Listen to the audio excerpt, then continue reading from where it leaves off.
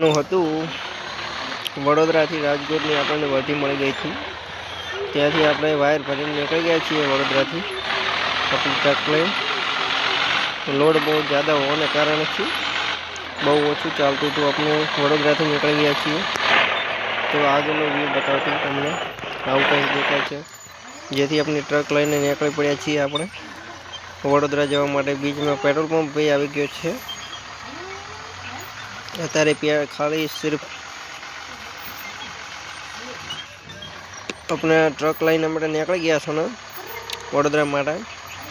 વડોદરાથી રાજકોટની આપણે માટે મોટી છે એવી ટ્રીપ છે આજની. જે ટ્રીપ જોવા માટે આજે તમે બન્યા રહો. ઓ તારી અહીંયા તો ચોકી બંધ છે. આના કારણથી આ બાજુના રસ્તેથી નીકળી જવું પડશે. બાયપાસ મારી દેવું પડશે. આપણે બાયપાસ મારીને નીકળી ગયા છીએ આપણે સીધા રાજકોટ બાજુ જઈ રહ્યા છીએ. અભી અહીંયા પછી એક ટર્નર આવે છે, જેથી આપણે હવે યુટર્ન મારીને નીકળવું પડશે. જેના કારણથી બહુ ખતરનાક રસ્તો છે અહીંયા દેખી રહ્યો છો તમે. હવે સમજણ નથી આવતી કે પુલમાં ચડાવી દો ના ચડાવી દો. નહીં, પુલિયા પર ચડાવીને બગલમાં લઈ લીધી છે આપણે. જે આપણે રોંગ સાઈડ કહેવાય એવું જ લાગે છે. આમ તો ના એવું જ લાગે છે. ટ્રકને રિટર્ન ના કરવું પડે તો સારું છે, જેથી આપણે ઉપર નથી લીધું અને નીચેથી બાયપાસ લેવાનો પ્રયત્ન કર્યો છે. आप જોઈ શકો છો कि आपने इधर बम्प भी आया है अच्छा सा एक बम्प निकाल के हम यू टर्न मार के निकलना है हमें.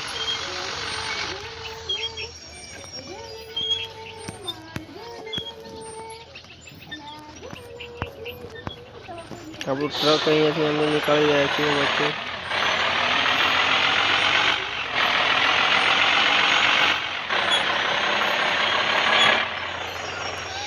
હવે ટ્રક થોડું આપણે રિવર્સ લેવો પડશે.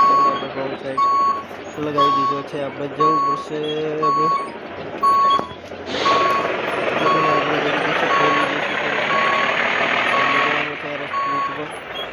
તેથી આપણે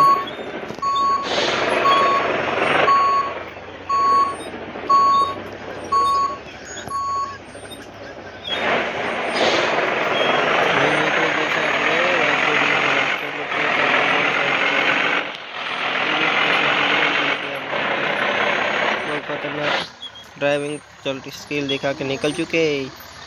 चलो भाई अब राजकोट के लिए जाना पड़ेगा, क्योंकि ये वायर का ट्रिप मिला है जिससे कि हमें को वडोदरा से वहाँ तक छोड़ना है. और हमें कुछ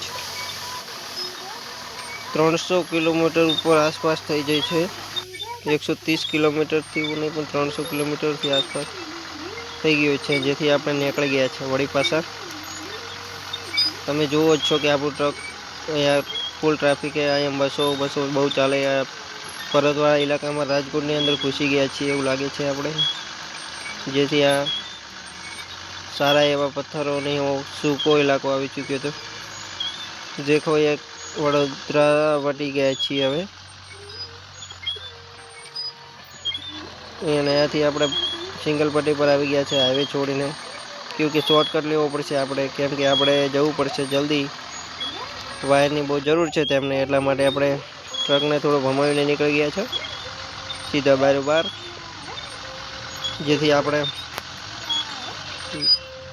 બહુ સ્પીડ હોવાને કારણે આપણે 40-50 ચાલી રહ્યા છે. વધારે નહીં ચાલતા સિંગલ પટ્ટી હોવાના કારણે, क्योंकि વધારે આપણે લગાવીને પછી તો પ્રોબ્લેમ થઈ જાય બહુ મોટી. જેથી यहाँ पर ट्रैफिक બહુ હોવાના કારણે देखो यहाँ पर બહુ ટ્રાફિક છે. પહોંચી ગયા લાગે છે હવે હાથામાં. આપણે ટ્રાફિક બહુ ज़्यादा હોવાના કારણે છે હવે ધીમું ચાલવું પડશે થોડું. और આપણે ટ્રક આપણે લગાવી દીધો છે. આપણે વેટિંગ નહીં કરી કોઈની, એના માટે નીકળી ગયા છીએ હોલન વગાડતે આપણે. પછી ચાલતે આગળ ચલો.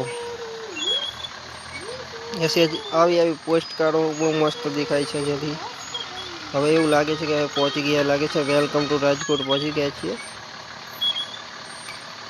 અહીંથી આપણે લેવો પડશે બાયપાસ, જેના કારણથી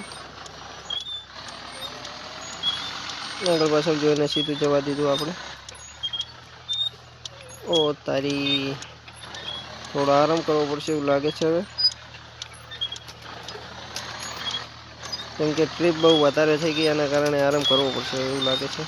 ગાડીને થોડી બગલમાં લગાવીને જો એક હોટલ દેખાય તો અહીંયા રૂકી જવાનું છે આપણે આજે, કેમ કે આપણને યાર એક નાઇટ થઈ ગઈ છે અને ફરીને આવ્યા ને એના લીધે થાક ઉતારવા માટે આપણે હવે અહીંયા કંઈ હોટલ ગોતવી પડશે. રાજકોટ પહોંચ્યા છે અભી તો, અમે રાજકોટથી આગળ જવાનું હોય થોડુંક એવું લાગે છે મને, જેથી આપણે આ બ્લોગમાં બને રહે. ઓર અહીં આગળ પાછળ તો ક્યાંય દેખાતું નથી લાગતું મને.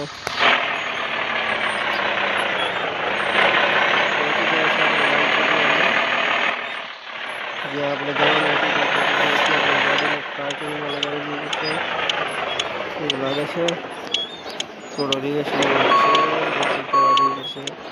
આપણે પહોંચી ગયા છીએ એડજસ્ટ રાજકોટની અંદર, જ્યાં આપણે માલ ડિલિવરી કરવાનું હતું ત્યાં પહોંચી ગયા છીએ.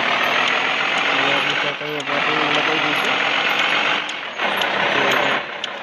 અમે પાર્કિંગ કેવી કાઢી લઈશું કોઈ બી તો પહોંચી પણ ઉતરી ગયા છીએ, અહીંયા પર અમે પહોંચી ગયા છીએ.